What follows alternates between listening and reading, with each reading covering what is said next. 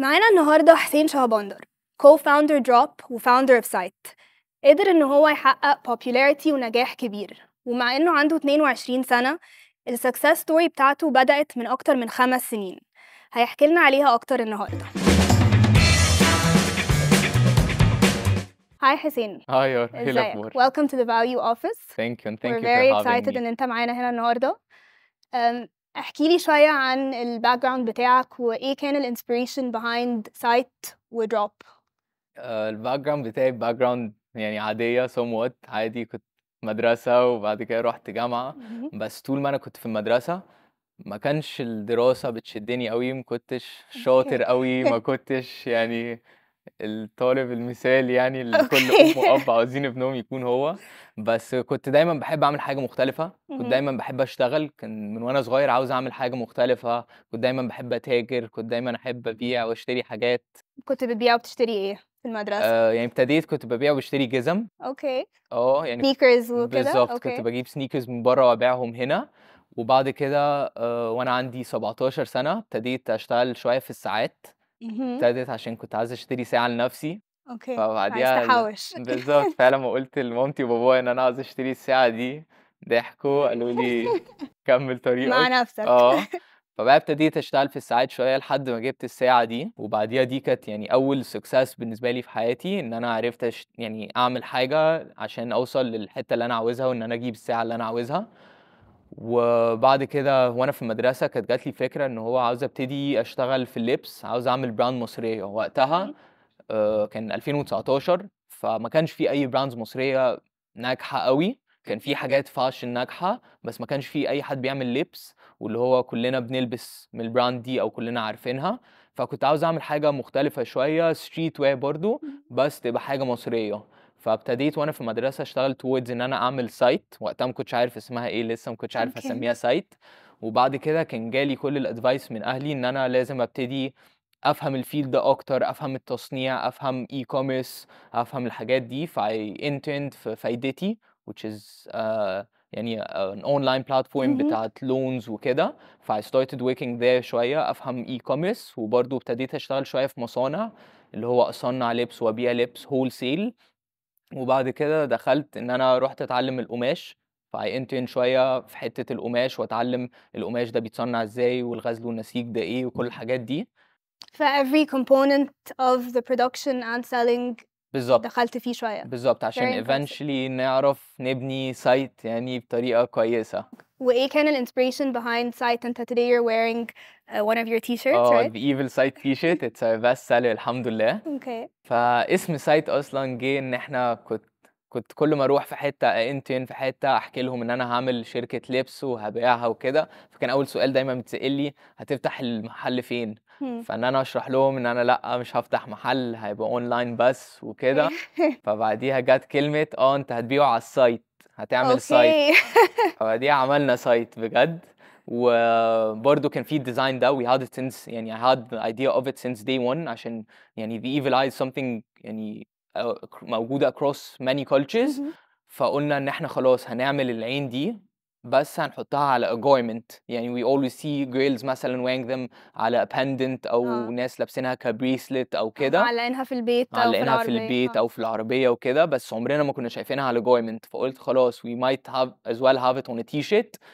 وقتها was a t-shirt، وبقى عملنا hoodies وكده. For this summer collection برضه we're dropping BB tees with the evil site on it. فit's exciting for the girls يعني ندلع البنات شوية. وإن شاء الله يعني it'll do great. I'm sure it will. طب tell us a bit about Drop. فDrop's a concept store. Okay. It started off in April 2021. Me and my best friend Khalid Abu Talib founded it together. It was يعني it started off ككشك يعني، بس the whole concept behind it was turning it into a concept store in which we'd have a mix of local brands as well as foreign brands and foreign sneakers as well as art, and then turning it into a real concept store. And alhamdulillah when we opened our store we integrated a coffee shop. فتحنا مع specialty bun. We had them as a coffee bar. And then برضو we had all of the local brands that we saw يعني fitting Drop in the store as well. What would the fit Drop بالنسبة لكم? What kind of احنا يعني with Drop when we look at a local brand we try to get a local brand that's different, that يعني that's actually doing something great عشان as we all know يعني all of the local brands الحمد لله are quite similar يعني a lot of them aren't trying too hard to be different or trying too hard to do something cool but just trying to sell and replicate what's doing well. فون sort of following the trends مش creating their own trends بالظبط like what you guys did. بالظبط. if we ended up accepting local brands just for the sake of having brands in store making money أو كده, we're gonna have a store like every single other يعني showroom هنا في مصر. we would have had just 20 brands selling the exact same things with the exact same designs just tweaked a bit differently.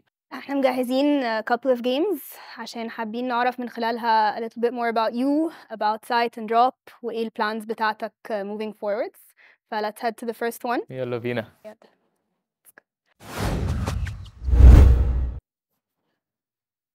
Alright, we're gonna play darts. لما تهت البورد على حسب الرقم I'm gonna ask you a question. Perfect. Okay? يلا Okay. start. يلا you can start أكيد. لا, you start please. Oh wow. Okay. 15.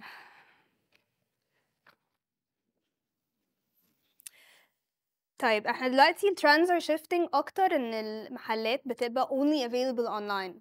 ايه اللي خلاك تفتح physical branch؟ And I think with the experience لما نيجي نبص على experience online is always a set experience but with an in-store يعني experience you can elevate it so much.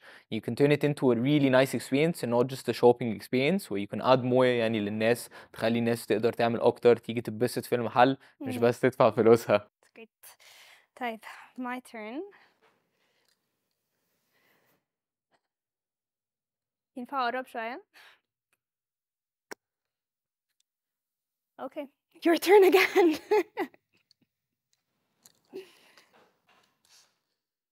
مش هينفع بقى تقرب منظرنا تاني كده.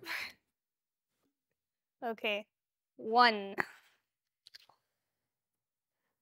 انت كنت بتحكي لنا ان انت ما كانش ليك في الدراسة قوي, بس ايه حاجة في دراستك اتعلمتها حاسس ان هي مساعداك دلوقتي في الشغل؟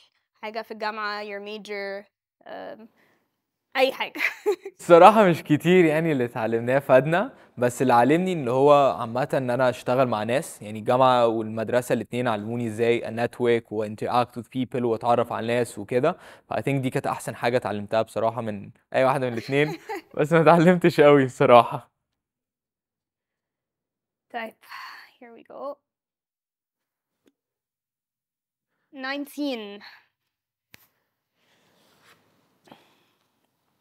مين بالنسبة لك أكبر competitors وإيه اللي بيفرقك عن الcompetition بتاعك؟ يعني كده كده بالنسبة لسايت أكبر competitors هو ال local scene كله, يعني إنه we're competing with hundreds of local brands. وبرضه we're competing دلوقتي مع foreign brands عشان الحمد لله يعني local brands دلوقتي have elevated, يعني زي site مثلا we're at a new point where people are just shopping from site for the purpose of buying good clothes and not just to support local. ف then you get the question مثلا should I buy from site أو should I buy مثلا حاجة من بره أو كده. ف the competition is fierce, بس الحمد لله إن إحنا بنحاول بس نطور من نفسنا ونعمل حاجة كويسة. طب what about drop؟ Drop يعني we don't have direct competitors قوي في مصر, مفيش حد عامل نفس الكونسبت قوي, بس عندنا ال competitors اللي هو كل ال local brands نفسهم اللي عندنا versus local brands تانية. وبالنسبة للجزم في كام حد هنا في مصر بيبيع جزم similar لينا شوية, not as exclusive, بس في جزم شبهنا شوية, وبرضه في designer stores بيبيعوا. بس I think اللي بيفرق Drop بقى جامد قوي من أي حاجة تانية هي ال experience وال culture اللي وراه. Your turn. 10.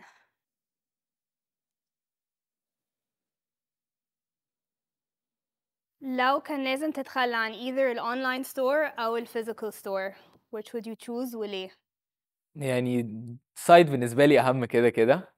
سايت's my baby, يعني سايت بالنسبة لي كل حاجة, والحمد لله دلوقتي it's doing great. يعني we just launched our international website ف we're shipping worldwide. Wow. الحمد لله we're مبروك. getting orders يعني من different parts of the world. ف that's the most exciting part. و I see يعني site having huge potential around the world, not just in Egypt. وده اللي احنا we're trying to drive towards, إن احنا نبقى حوالين العالم كله.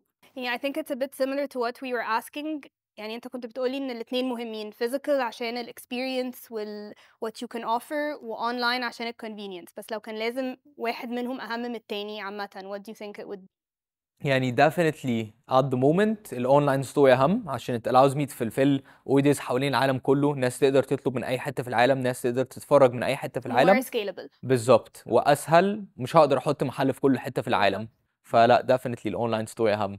Last one. Last one. I'm gonna ask you anyway. Okay. Pick a number. 6.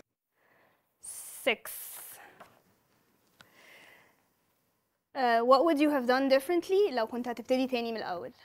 يعني definitely في غلطات كتير قوي عملتها من اول ما ابتديت لحد النهارده، بس اظن ده يعني جزء من التجربه وان انا اتعلم. بس اللي انا definitely كنت اعمله مختلف ان انا كنت احاول اوصل ان انا اكون on ground بسايت من قبل كده. يعني كنت احاول ان افتح كشك صغير، افتح محل صغير، بس ان انا اكون متواجد على الارض موضوع مهم قوي قوي قوي لحاجه زي ايه سايت. اللي كان موقفك من ان انت تعمل كده من الأول؟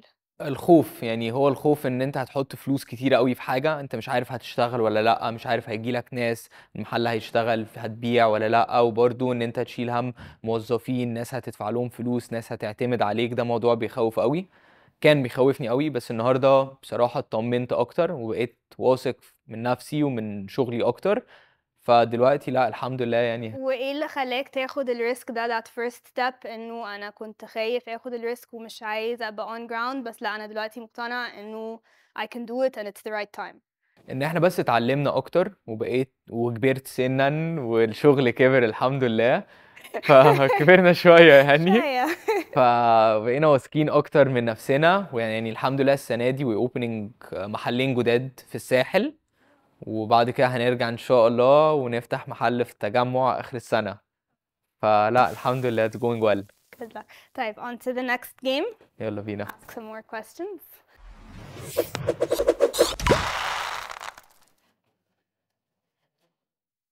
Okay, we're gonna play Spark O.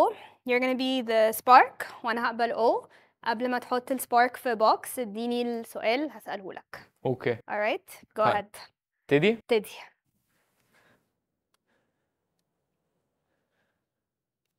Yeah.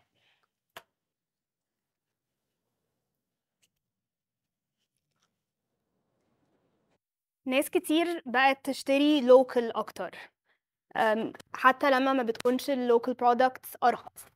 What are your thoughts on that؟ ايه اللي مسبب كده؟ دي حاجة بتبسطني قوي ان احنا كان في يعني connotation او في فكر ان اللوكال براندز لازم تبقى رخيصة او لازم تبقى عند برايس بوينت معين، وده موضوع مش حقيقي ومش مفروض يتطبق. يعني ان احنا بره بنشوف ان في براندز رخيصة وبراندز غالية، براندز كويسة وبراندز وحشة، براندز يعني مختلفة، كولتشرز مختلفة، كل حاجة بتارجت ناس معينة.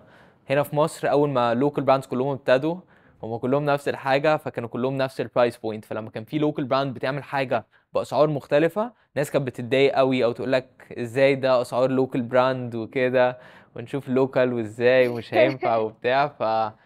انا شايف ده بس موضوع صح ان يبقى فيه لوكال براندز كتيره باسعار مختلفه، يعني وشويه اغلى شويه ارخص. وايه اللي مخلي الناس بقت تحب اكتر بكتير local brands فلما تلاقي حد لابس حاجة local هما مبسوطين انه هي it's nice and it's local. ما هي دي الفكره، ان هم البراندز ابتدوا يطوروا من نفسهم وفعلا يعملوا حاجه حلوه، ومش حاجه بس هنشتريها عشان نسبورت حد صاحبنا، حد عنده لوكال براند او كده، لا بس ان فعلا بقوا حلوين. فده اللي بيشجع الناس ان يشتروا ويدفعوا اكتر.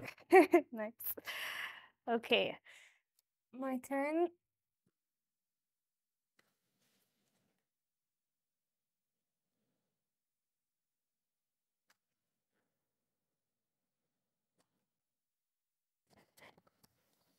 ايه advice جالك عمرك ما نسيته؟ ان مفيش حد بيعمل حاجة على الله. يعني كل حد بيبقى عنده مصلحته في حتة ويكون بيدور على مصلحته. يعني عمر ما تفتكر ان في حد بس بيساعدك او في حد بس بيعمل حاجة. That's very harsh. يعني هي هوش شوية بس دي الحقيقة. يعني ان احنا ما نفتكرش ان يعني حد هيساعدنا كده، وما نطمعش في حاجة او نطمع في فكرة، عشان طول ما مفيش طماع مفيش نصاب. يعني هما بيجوا كده. Alright, your turn. ناخد.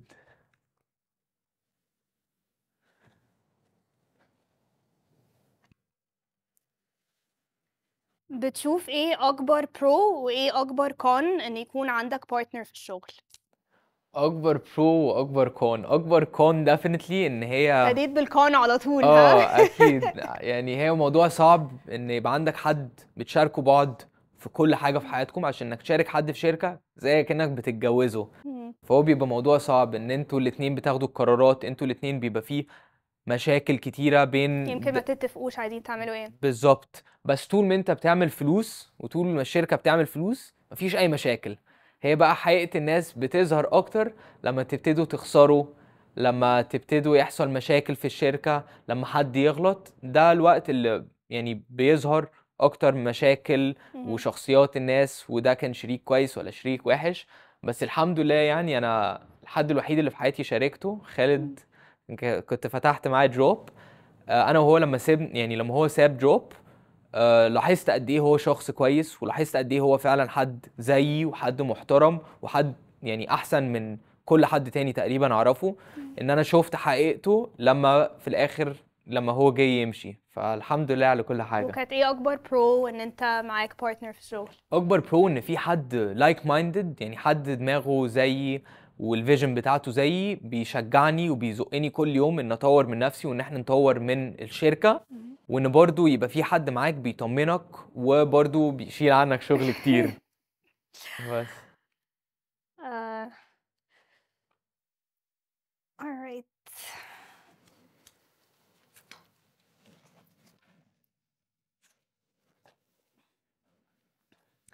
إيه أكتر حاجة بتتباع في الستور؟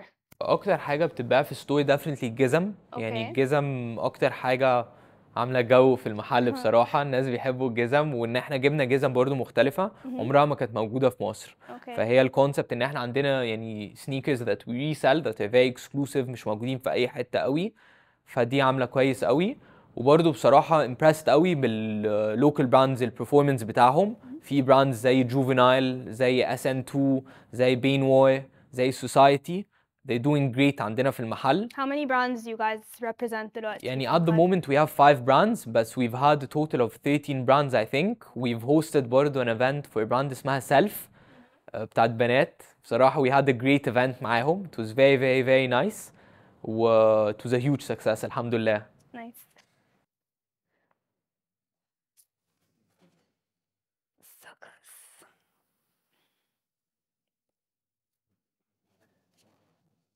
How big is your team?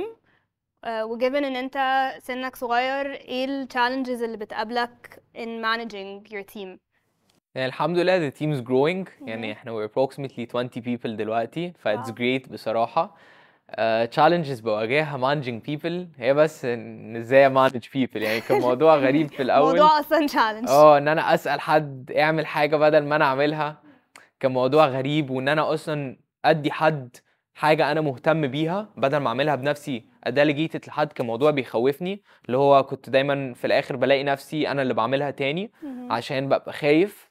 بس النهارده الحمد لله يعني التيم اللي عندنا بحمد ربنا عليه كل يوم والله ان هم فعلا هايلين، و they're allowing me ان احنا نكبر، وكلهم يعني كلنا we're working towards the same thing, we're all driven the same way، وكلهم يعني بيشجعوني وبيساعدوني. ولا الحمد لله يعني ال بصراحة. 20 people متقسمين ازاي؟ يعني what functions do you have in the company؟ We have people in store مهم. that يعني represent Drop they represent Drop in terms of sales، وهم اللي بيبيعوا للزباين. وبرضو عندنا ناس that take care of the inventory and the fulfillment and logistics of the products either imported أو مع local brands هنا في مصر. وبرضو we have a store manager. And then when it comes to بقى the office we have everyone related to the customer service of both site and Drop.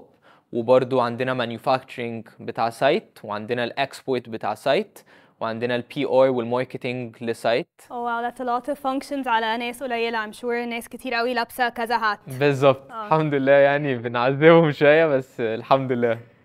Alright, you win. Let's move لآخر فقرة في الحلقة. يلا بينا. حسين، حابين نسمع أكتر برضو عن ايه your future plans ان انت تكبر ال business both drop و site.